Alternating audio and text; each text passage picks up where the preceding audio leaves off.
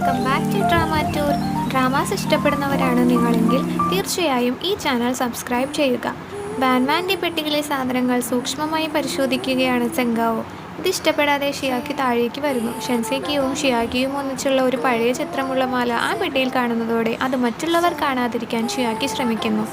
സെങ്കാവോന് ജോലിക്കാരിയോടൊപ്പം പറഞ്ഞു വിടുന്നു. ശേഷം അവളതെല്ലാം നോക്കി അവിടെ നിൽക്കുന്നു. വാൻവാൻ വന്ന് നോക്കുമ്പോൾ തൻ്റെ പെട്ടിയെല്ലാം കൊട്ടാരത്തിന് വെളിയിൽ. എന്നാൽ ചിത്രമുള്ള പോക്കറ്റ് വാച്ച് ഷിയാക്കിയോ അതിൽ നിന്ന് മാറ്റിയവൾക്ക് മനസ്സിലായി. കുടുംബത്തിൻ്റേതെന്ന് പറഞ്ഞ് അവശേഷിച്ചത് അത് മാത്രമായിരുന്നു.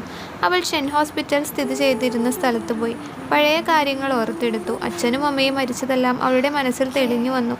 അവൾ അറിയാതെ കരഞ്ഞുപോയി. എന്നാൽ ചേച്ചി കരയരുതെന്നും പറഞ്ഞൊരു പെൺകുട്ടി അവൾക്ക് തൂവാല കൊടുത്തപ്പോൾ അവൾക്ക് സന്തോഷമായി. താൻ വിവാഹിതയാകാൻ പോവുകയാണെന്ന വിവരം അവിടെ വെച്ചവൾ പാരൻസിനോട് പറയുന്നു.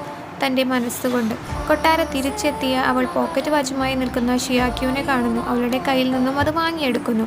അമൂല്യമായത് സൂക്ഷിക്കണമെന്ന് ഷിയാക്യു പറയുന്നു. തിരിച്ച് അവളുടെ അമൂല്യനിധി എവിടെയെന്ന് വാൻവാൻ ചോദിക്കുന്നുണ്ട്. മുകളിലേക്ക് കയറി പോകുന്നതിനിടെ അവൾക്ക് താഴെ നിന്നും ഷിയാക്യു മുറി പറഞ്ഞു കൊടുക്കുന്നു. യങ് മാസ്റ്റർ യിൻ ഇതറിയുമ്പോൾ പ്രശ്നമാകുമല്ലോ എന്ന് ജോലിക്കാരി പറയുന്നു.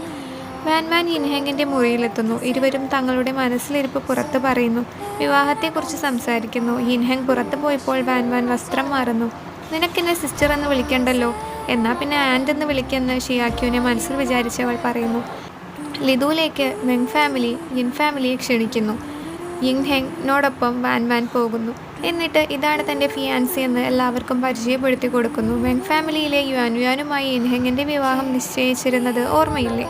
പാരൻസ് ഉള്ളപ്പോൾ തീരുമാനിച്ചതാണിത്, മാറ്റാനൊന്നും കഴിയില്ലെന്ന് മാസ്റ്റർ യിൻ പറയുമ്പോൾ പാരൻസ് ഇപ്പോൾ ഇല്ലാത്തതുകൊണ്ട് അത് നടപ്പിലാക്കേണ്ട കാര്യമില്ലെന്ന് യിൻഹെങ് പറയുന്നു. ഇടയ്ക്ക് വെച്ച് അയാൾ പുറത്തു പോകുമ്പോൾ യുവാനും വാൻവാനും മാത്രമാകുന്നു. യുവാൻ അവളുടെ മുഖത്തേക്ക് വെള്ളമൊഴിക്കുന്നു. എന്നാൽ അത് നിസ്സാരമാക്കി മേക്കപ്പ് മാറ്റാൻ അവൾ റൂമിലേക്ക് പോകുമ്പോൾ ഷിയാക്യു വാതിൽ തുറന്നു വരുന്ന സീനിൽ ഈ എപ്പിസോഡ് അവസാനിക്കുന്നു. ഇനി എന്താണ് സംഭവിക്കുന്നതെന്നറിയണ്ടേ? അതറിയാൻ അടുത്ത വീഡിയോ വരെ കാത്തിരിക്കുക. ഇത്തരം വീഡിയോസ് കാണാൻ താല്പര്യമുള്ളവരാണ് നിങ്ങളെങ്കിൽ ഈ ചാനൽ സബ്സ്ക്രൈബ് ചെയ്യുക. ഡ്രാമ സജഷൻസ് ഉണ്ടെങ്കിൽ കമൻറ്റ് സെക്ഷനിൽ പറഞ്ഞോളൂ.